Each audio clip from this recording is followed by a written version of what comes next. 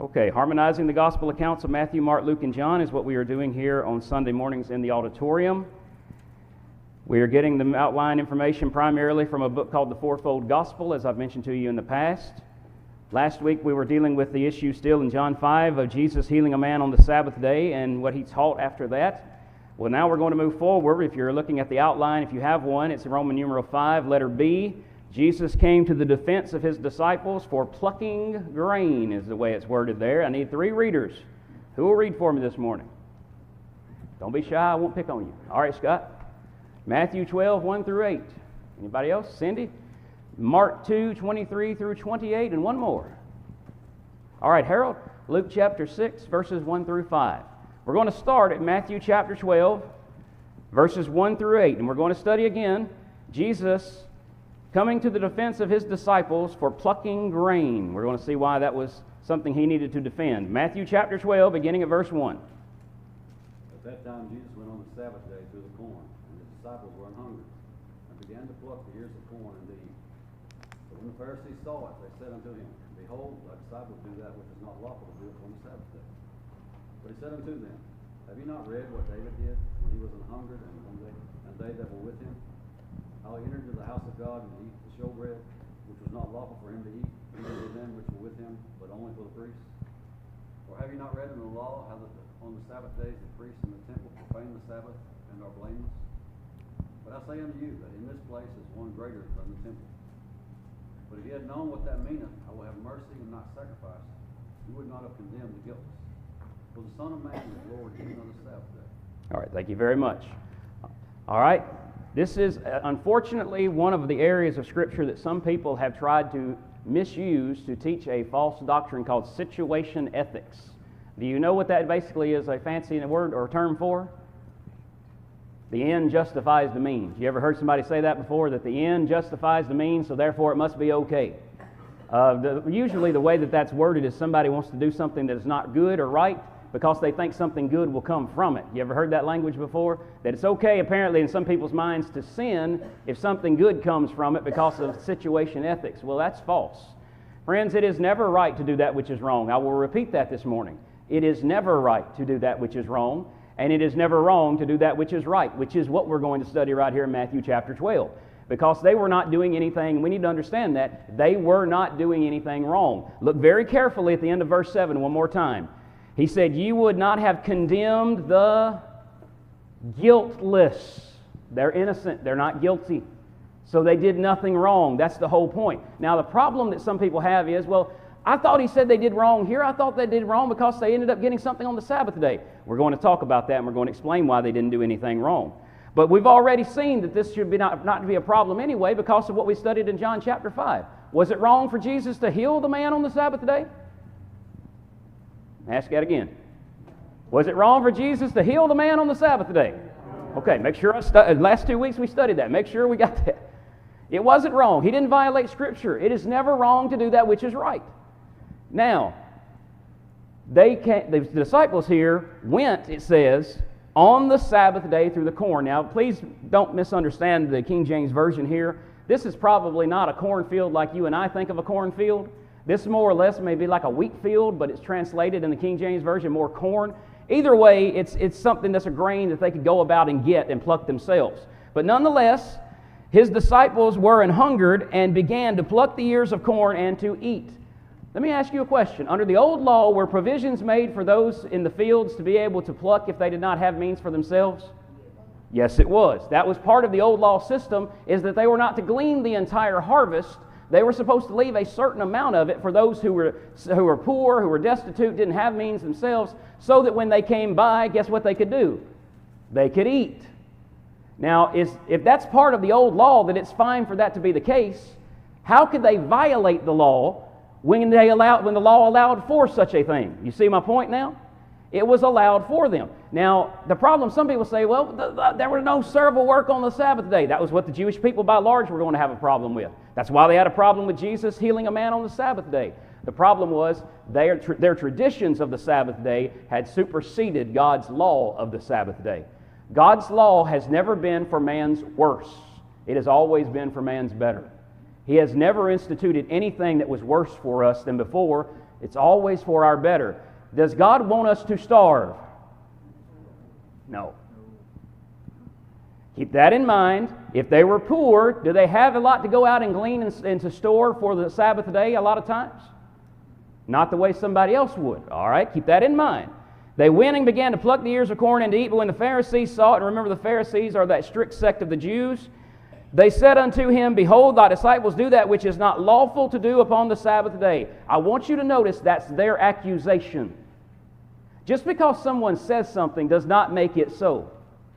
I'll make a point to you. If I wanted to, I could try to make an issue today about certain things and bind it on someone else, and I could say, well, it's not lawful for you to do that. Does it make it unlawful because I said so? No. Just because I say it doesn't make it so. Maybe I misunderstood Scripture and I applied it wrongly, and I bound something on you, and I said it's not lawful for thee to do. Is it not lawful? It doesn't make it wrong just because I accuse someone of it. The Pharisees cared more about their tradition of the Sabbath than they did the law itself. Just because they accuse them of doing something unlawful does not mean that they are guilty of it. I again emphasize the latter part of verse 7. Jesus said, "Ye would not have condemned the guiltless." If they are guiltless, they have not broken the law. Right? I mean, there's no other way around it. What's a guilty person? What is a person who is guilty of something? He has broken what? A law. In this case, the law of Moses. But they are guiltless, according to our Lord. So just because the Pharisees accuse them of this act being an unlawful deed, it is not. Jesus then turned and said, But he said unto them, Have ye not read what David did when he was an hungered, and they that were with him? And this is a reference back, if I'm not mistaken, to 1 Samuel chapter 21. How he entered into the house of God, and did eat the showbread, which was not lawful for him to eat, neither for them which were with him, but only for the priests. Now, under the old law, who were the ones who were allowed to eat the showbread? The priests. That's the ones that were allowed to do it. Now, on that particular occasion, David was an hungered, right? All right, look back at verse 1 of chapter 12. His disciples were an hungered. Does God want us to be able to take care of our needs? Yes, He always has, and He always will. This is not someone profaning the Sabbath for the sake of profaning the Sabbath.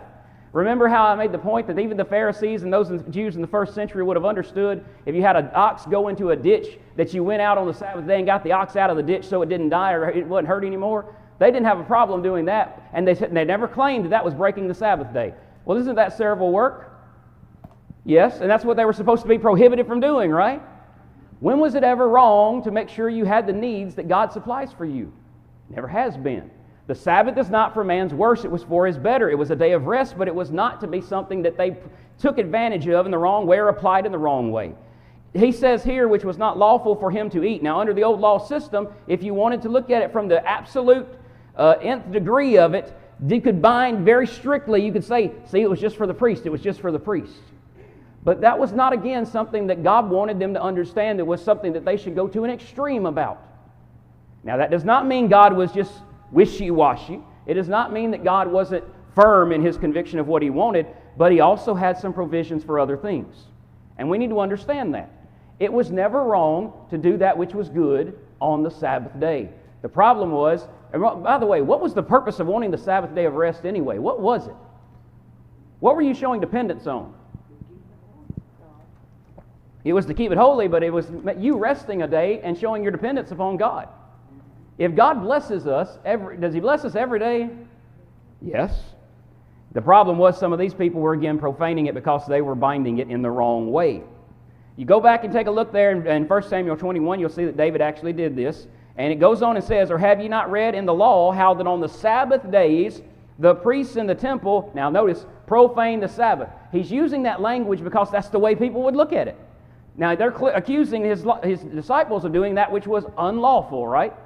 Well, he's using the terms that David, it was not lawful for him to eat. The priest, it was profaning the Sabbath, but please notice they are blameless. Did they work on the Sabbath day when they went in the temple? Did they violate the Sabbath law? Not one bit. Did David, or the disciples rather, do that which was wrong here on the Sabbath day? Absolutely not. But I say unto you that in this place is one greater than the temple. Oh, they loved that building. Don't get me wrong. I mean, it's not anything they should have just looked down upon. But there are actually people today that are still go. If you go over to Israel, the nation today, there is still a wall over there that people claim is a wall of the old temple, and they call it the Wailing Wall. You ever heard of it before? The Orthodox Jews will go over there, and literally you'll watch them. Their heads will go back and forth, back and forth, back and forth. They continually stand there next to that wall, wailing away. And the reason they're doing it is because they're wailing because the temple's been destroyed and they want it rebuilt, and it hadn't been rebuilt. Friends, the idea is that the temple is no longer important anyway physically here on this earth. What's the temple of God today? The Church of Christ, absolutely. Where does God's presence dwell? Isn't that what the temple was?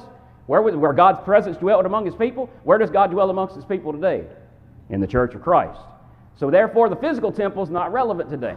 But nonetheless, I say unto you, this is Jesus, that in this place is one greater than the temple. Who's He talking about? He was talking about Himself. That's exactly right. And Jesus being greater than the temple itself, being God in the flesh, which, by the way, we saw from John chapter 5 that He made that point very clear, that He was the Son of God, which made Him equal with God, right? If He's God Himself in the flesh, let me ask you a question. If you wrote the law, would you know what's in it? Sure you would. Well, He's the one who gave the law when you get right down to it at the end of the day anyway. He's part of the Godhead. Does He know what it says in the law? Yes. Does He know how to abide by the law? Yes. Does He know what provisions are made for man? Yes. So He goes on in verse 7 and says, but if ye had known what this meaneth, I will have mercy and not sacrifice, ye would not have condemned the guiltless. Is God merciful? Everybody do like this.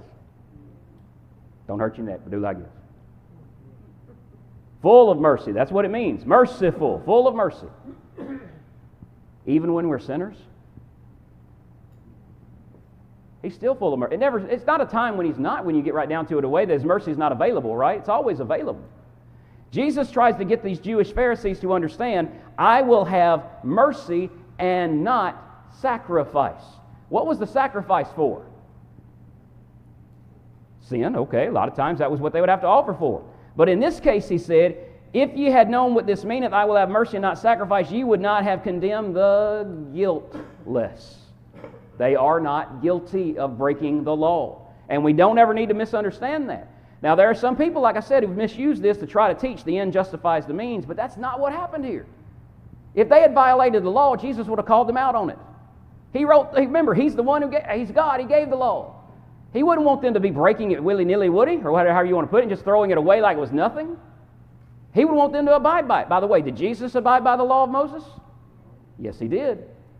Would He have been guilty if He would have engaged in this on the Sabbath day then, if it were unlawful? If He'd engaged in it, He would have been guilty too. But Hebrews 4:15 tells us He was tempted in all points like as we are, yet without sin. He didn't violate the law. And neither are the disciples here. For the Son of Man is Lord even of the Sabbath day. Now that's exactly what I've been saying. He's the one who, when you get right down to it, He knows what's in it. He's Lord over every day, not just one day, but He knows what the Sabbath day is. He knows what it's for, and He knows how to keep it. Now here He doesn't refer to Himself as the Son of God. He refers to Himself as the Son of Man. What does that mean? Okay, but what does it mean to be the Son of Man? You're right. He was Son of God and Son of Man. But what does it mean? There you go. That's exactly it. Equal with man. Just like Son of God means equal with God, Son of Man means equal with man. With that being the case, He sometimes talks about His divinity, sometimes He talks about His humanity. On this occasion, He uses Son of Man. And He does that many times, by the way. So any questions right now on what we find here about the disciples on the Sabbath day? Yes, sir. What I've always really thought about this, and what you're saying is absolutely true, is the idea that Him healing the man on the Sabbath day, there wasn't anything wrong. Right. But there, David going in and eating the bread, he did, in my judgment, he broke the law because it was for the priest only. But according to them, though, they felt like that it was okay for David to do that. That's a good point. Looking at it, it was all right for them to do that, but now Now, what about healing on the Sabbath day? Oh, that's a good point, and especially from what we've had in John chapter 5. That could have very well been what he's getting at, and Brother Bohannon brings out a good point. Some of these Jewish people could have used David as a justifier for, like some people do today, for the situation ethics. They might have been willing to do the same thing, but it was not, according to the law, right for him to do. But on top of that, with the idea of him being hungered, so were the disciples on the Sabbath day hungered. It's the same scenario in a way, and they didn't find fault with David doing it back then, and that's the point. They didn't find fault with him doing it. Why do they find fault with the disciples doing it? That's a good point. They didn't find fault with that, but they did find fault with his disciples. Very good point. But if you go back and you look again, I mean, he did that, and the priests here on verse 5, they went into the temple, they did, and it, quote, profaned the Sabbath. That's the way people would look at it, but they were still blameless. And the disciples here might have been plucking ears of corn or wheat or whatever it was on the Sabbath day, but they were still blameless. They hadn't done anything wrong. They were guiltless, verse 7, in the sight of God. But any questions anymore on that? I'm glad Brother Bohannon brought that out because that's a great point. Anything else? I hadn't thought about it until he said something that when David went, it was willful. Yes. It was a willful thing. When they're walking through the fields of grain, they just kind of probably, I'm hungry, I'll just absent-mindedly pick it up and as I go through. Well, and I can't say one way or the other, too. That's possible. It's possible. I was thinking about it since we've referenced this so many times. Let's go back to 1 Samuel very quickly. Let's take a look at what David did. Let's go back and see it.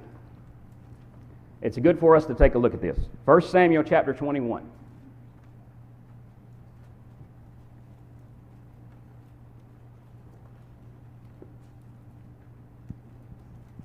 All right, chapter 21.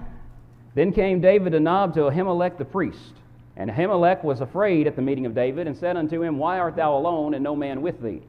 And David said unto Ahimelech the priest, The king hath commanded me a business, and hath said unto me, Let no man know anything of the business whereabout I send thee, and what I have commanded thee.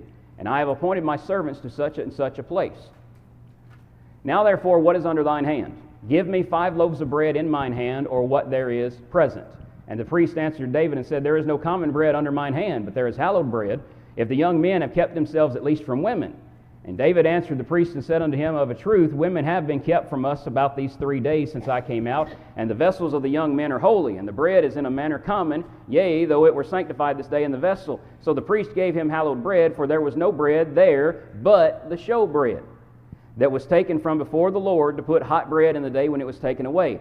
Now a certain man, and you keep going there, of the servants of Saul was there that day detained before the Lord, and his name was Doeg, an Edomite, the chiefest of the herdmen that belonged to Saul. Go back and look at verse 5 again.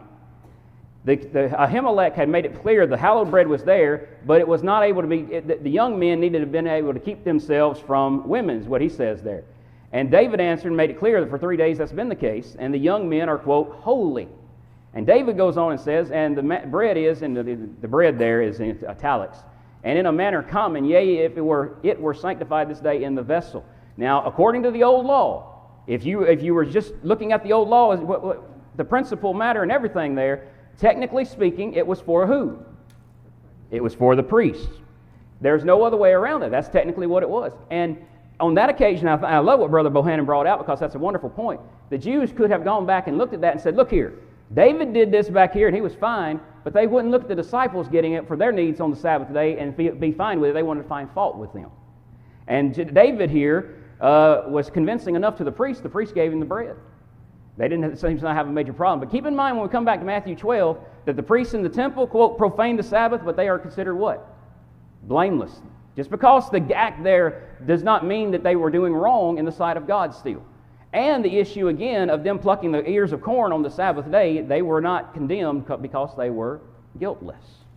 Which again, if you're guiltless, you don't have any guilt in what you've done. Anything else on Matthew 12, 1 through 8? All right, let's take a look at Mark's account. Mark 2, 23 through 28. Mark 2, 23 through 28. Now it happened that he went through the grain fields on the Sabbath day. And as they went, his disciples began to pluck the heads of grain.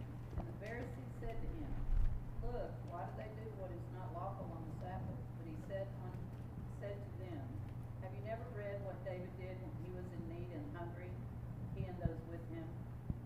Now he went into the house of God in the days of Abiathar, the high priest, and ate the showbread.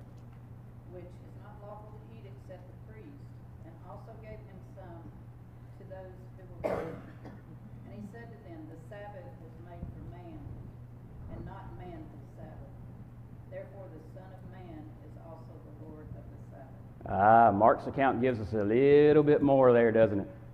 In particular, verse 27, and he said unto them, the Sabbath was made for man, and not man for the Sabbath. It was supposed to be for man's better, not his worse. It was never intended to be something that was a detriment. It was supposed to be a good thing, a day of rest for them. It was not something to make it worse on them. Look very carefully at verse 25. Have you never read what David did when he had, please don't miss that word, what does it say? Need. There is a difference in someone going out and profaning the Sabbath day because they're lazy and they don't want to do what they need to do on the sixth day to get prepared for it. There is a difference, though, in somebody being in need. Under the law of Moses, when they were in need, was their provision again for there to be food left in the fields for people to have. Yes, it was. David had a need. What was the need? He was hungry. What were the disciples' need? They were hungry. Same thing. Exact same thing. And notice again, it's a need here. He went into the house of God in the days of Abiathar the priest and did eat the showbread, which is not lawful to eat. Now, again, if you're looking at it from the perspective of the Pharisees, David would have broke the law, right? But for the priest, and gave also to them which were with him. What about the men that ate too? And he said unto them, the Sabbath was made for man. That's the point. The Sabbath was made for man. It was not made so that it would make man have a problem or something worse for him. It was made for his good. It was a day of rest and dependence upon God. But in time of need, did the Jewish people understand there were things you could do? The ox in the ditch. I go back to it again. The ox in the ditch. They specifically would go get an animal out on the Sabbath day and saw nothing wrong with it. A man is hungry and in legitimate need. Was it wrong? You see my point now? They had misapplied the Sabbath day. They had bound it in a way God did not. It was made for man and not man for the Sabbath. Therefore, the Son of Man is Lord, Master, also of the Sabbath. He knows the Sabbath law, and he knows what he can do and what he can't do. No offense to the Pharisees, but they're not teaching him anything here. They're not bringing him up to speed on anything here. He already knows. And he's the Lord. If he's the Lord of the Sabbath as well, does he dictate whether it's okay or not on the Sabbath day to do such a thing? Yes, he did. Was it okay to heal the man on the Sabbath day? Yes, it was. Was he the Lord of the Sabbath that day too? Yes, he was. He can dictate what was right and wrong. He wrote the law. He knows the law. He is the one who abides by the law. There were provisions under it for the people when the need was there to do certain things. And it did not make them guilty in the sight of God. They were still considered guiltless. Anything else on Mark's account? All right, let's go to Luke chapter 6 and see Luke's account. And it came to pass on the second Sabbath after the first, that he went through the cornfield, and his disciples plucked the ears of corn and did eat, rubbing them in their hands. And certain other Pharisees said unto them, why do you do that which is not lawful to do on the Sabbath day? And Jesus answering them said, have you not read so much as this, what David did when himself was hungry, and they which were with him? How he went into the house of God, and did take and eat the showbread, and gave also to them that were with him, which it is not lawful to eat but for the priest alone. And he said unto them, that the Son of Man is Lord also of the Sabbath. All right, thank you very much. By now, once we've read Matthew and Mark's account, we pretty much have it in hand. Luke is really not adding anything majorly new that we have not seen in Matthew or Mark. There is a little bit, like I said, there in Mark that we get that helps us in Matthew, more on Matthew. But it's basically the same thing that we've already studied. The Pharisees make the accusation that it was not lawful for them to do this on the Sabbath day. Jesus used the example again of David when he was hungry, how that he ate the showbread and the people that were with him. And he again professes here in verse 5 that he is the Lord also of the Sabbath. He knows the word. He is applicable, or he lives according to the word. He doesn't violate it, and he certainly wouldn't want his disciples to violate it, and they would not be doing this which was unlawful if it were not okay for them to do, in the sense of what the Pharisees thought, if it were not okay to do such. Now again, it's a fine line. It doesn't teach situation ethics that you can just do anything you want if, quote, the end justifies the means, but you have to look at there was a need, and you have to understand that that's a different situation. You can't make up in your mind and say, well, I can do it so this, and this will happen. No, that's not what he used. That would be a misusage of this passage. This was something, again, that was a need situation, and the law provided for needs. The law made sure that there were needs that could be met, and it was not unlawful or guilty of a man to do such. Anything else on Matthew, Mark, or Luke on this account? All right. Roman numeral 5, letter C. Jesus heals another man on another Sabbath day. You think he was trying to make a point? He wanted them to understand what the Sabbath day was about, did he not? And how it was misused and how it was supposed to be used. He heals another man on another Sabbath day. I need some readers again. Who will read? All right, Scott, back to Matthew again we go. This time it'll be Matthew 12, verses 9 through 14. Next. Norma, if you will take Mark chapter 3, verses 1 through 6. Anybody else? All right, Wayne, if you'll take, let's see, Luke chapter 6, verses 6 through 11. I don't know if we'll get there today or not. We'll see. But let's start off with Matthew. Matthew chapter 12, verses 9 through 14. When he was departed thence, he went into their synagogue. And behold, there was a man which had a hand withered. And they asked him, saying, Is it lawful to heal on the Sabbath days? That they might accuse him. And he said unto them, What man shall there be among you that shall have one sheep, and if it fall into a pit on the Sabbath day, will he not lay hold on it and lift it out? There it is. Keep going. Then is a man better than a sheep? Wherefore it is lawful to do well. Wherefore it is lawful to do well on the Sabbath day. Then said he unto the man, Stretch forth thine hand. And he stretched it forth, and it was restored whole, like as the other. Then the Pharisees went out and held a council against him, how they might destroy him. Thank you very much, brother. Go back and look at verse 9 very carefully. This is immediately following the disciples being accused of violating the Sabbath day by plucking the ears of corn, right? Immediately following this, and when he was departed thence, he went into their synagogue. What was a synagogue? Okay, that was a place where the Jewish people came, especially in the different cities when they were not at the temple. This was the gathering place for them. They would assemble there. Today we don't have a synagogue. We have just a meeting place, if you want to call it, something along that, a building, something. Similarly, that was the idea back then. Synagogues became popular during what we call the Intertestament period. The Intertestament period is just that time period where Malachi ended at the end of the Old Testament, and Matthew, Mark, and Luke, and John would eventually pick up in the New. And that time period of those years in that area, we don't have inspiration telling us things, but that was during that time period that the synagogues came about. Does Jesus understand that on the Sabbath day there would be a great many people in the synagogue? Yes, he would. Would this give him another opportunity to teach? Yes, it would. Now, they have just accused his disciples of violating the Sabbath day, and he's answered them, right? Look what he's going to immediately do when he gets in the synagogue. And behold, there was a man which had his hand withered, and they asked him. They, who's the they? Ah, yes, those people in those people there in the synagogue, and primarily it very well may have been these Pharisees. It could have been some of the same ones maybe earlier that I don't know if it was for sure completely, but some of them there in that synagogue, they asked him, saying, Is it lawful to heal on the Sabbath days? Please don't miss the latter part, that they might accuse him. They didn't really come to learn. They came to find fault with what he was doing.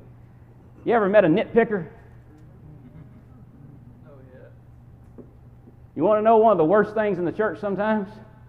Is when somebody's a nitpicker. What I mean by that is he can't keep his mouth closed sometimes when he ought to, and he picks at every little detail about things that don't matter here nor there sometimes. These people were not wanting to learn from the Lord. They came to accuse him. Now, he's already healed one man on the Sabbath day, correct? John 5. He's already established he's Lord of the Sabbath day, correct? With what he'd done here with the disciples plucking ears of corn, right? He's already shown that it's not wrong on both of those occasions to do that which is good on a Sabbath day. Well, they still haven't learned the lesson. And therein is the problem. Sometimes it takes more than one teaching to get it through to some people. It does. How many times you heard me preach some of the same stuff I've preached before? That's okay. Y'all can say yes. I've heard him say that before. That's exactly right. I told y'all when I came here I had nothing new, right? I had nothing new. It's about a 2,000-year-old book. I have nothing new. But at the end of the day, we sometimes may have preached on it one time. It may need to be reinforced sometimes a little bit later. It might need to go over another time so somebody sitting there or listening or whatever might not have got it really good the first time, they get it the next time. Or that we just reinforce our convictions and we know what we're talking about. He's already healed a man on the Sabbath. He's already made it clear that they didn't violate the Sabbath by what they were doing. and yet he goes into the synagogue, and there's a man there brought to him with a withered hand, and they want to know, is it lawful to heal on the Sabbath days? He's already answered this. Friend, has he not already answered this or not? When he healed the man on the Sabbath day before, did he not answer it was lawful to do it? When they plucked the ears of corn in the field, did he not make it clear that they didn't violate or they were guiltless? He's already made his point on this. But yet here they are, that they might accuse him. Listen to his response. This sounds, if you're wondering, this is exactly the point I've been trying to make about the animal in the ditch. And he said unto them, what man shall there be among you that shall have one sheep? One. How many sheep most of the time? Did a shepherd usually just have one sheep, or did he have many? Usually had many. I mean, at least plurality a lot of times. One shepherd with one sheep was probably not the norm, I would assume, right? But here's one sheep. Just one. I mean, he might have 49 more out of 50, but this is one. What man shall there be among you that shall have one sheep, and if that one sheep, fall into a pit on the Sabbath day, will he not lay hold on it and lift it out? Well, sure he would. That's one little sheep, though. You mean it's okay to reach down there and do that work and pull that sheep up out of that ditch on the Sabbath day, but it was wrong to heal a man? Please. You see how pathetic that idea is? They cared more for an animal on the Sabbath day than they did a man made in the image of God. Do you see the problem now? And Jesus was trying to get that point across to them. They had no problem. And by the way, if I were John Q. Public back then and I did that very thing, if my sheep were down there and I did lift it, you know what? No one would accuse me of breaking the Sabbath day. None of them would. Not a single one of them would have done it. But if you want to look at it from the perspective of the way they're trying to apply it with Jesus, then yeah, I would have violated the Sabbath day. But I didn't. And they knew what I did. They know that I didn't. How much then, he says, how much then is a man better than a sheep? Friends, if there is anybody in the world out there, and I love animals. I do. I love animals. I love little puppies. I love little kittens. I'm a big softy when I'm around them. I like going to zoos. I like looking at animals. I like carrying on with the animals. But at the end of the day, and let me emphasize this point strongly, man is not an animal. Friends, I don't care what biology teachers and professors and things of that nature try to say, man is not an animal. Go back to Genesis and reread it again and see what we find there. The animals were created and man was to have dominion over them.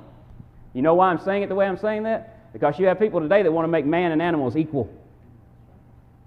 You have people today who want animals to be on the same level, equal with man. Friends, it is not the case. They will accuse a man, if he slaughters an animal to eat, of murder. I'm not kidding. That's how far this is going now. People are being accused when they kill an animal to eat it now of murder because they've made animals equal with man. Look at that again. Jesus implied that man and sheep are not equal. How much then is a man better than a sheep? They're not equal.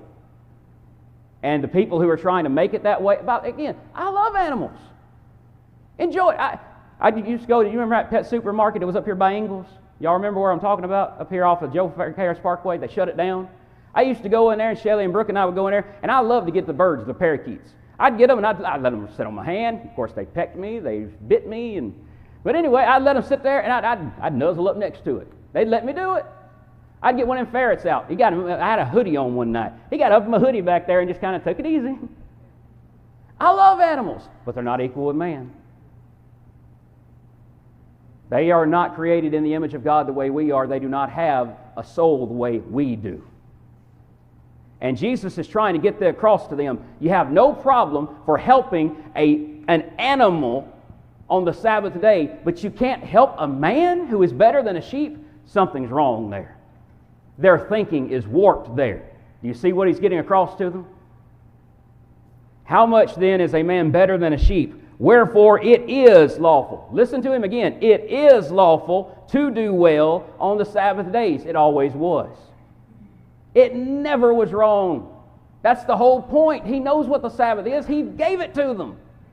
They misapplied it. They misused it. They became more stringent about it than God did. It was never wrong. Remember I asked you earlier this? Is it ever wrong to do that which is good? I asked that earlier, right? Why am I asking that? Because that's what he just taught. It was never wrong to do that which was good or well. Never was. They missed it. You know what that teaches me too? That man can miss God's word and misapply it. They did. And if they could do it, so can people today. How much then is a man better than a sheep? Wherefore it is lawful to do well on the Sabbath days.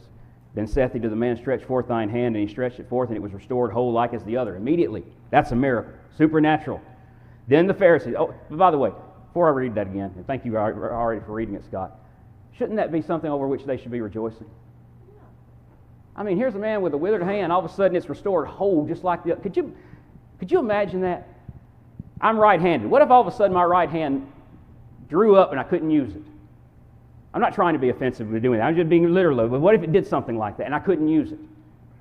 And this was my main what I usually did most of my work with, and things, and it hindered me from doing it now. But then all of a sudden somebody could come in and it was restored back just like the other one. Isn't that a reason to rejoice? You'd think so. But not the Pharisees, because of their hearts. Then the Pharisees went out and held a council against him, how they might destroy him. You just want to wag your head sometimes. You ever had that feeling where you're so exasperated, you just don't have words almost, but you just wag your head? That's the whole point. That they did try to find something wrong with everything he did. They wanted to. Problem was they couldn't. Because they could condemn him. They wanted to, that's right.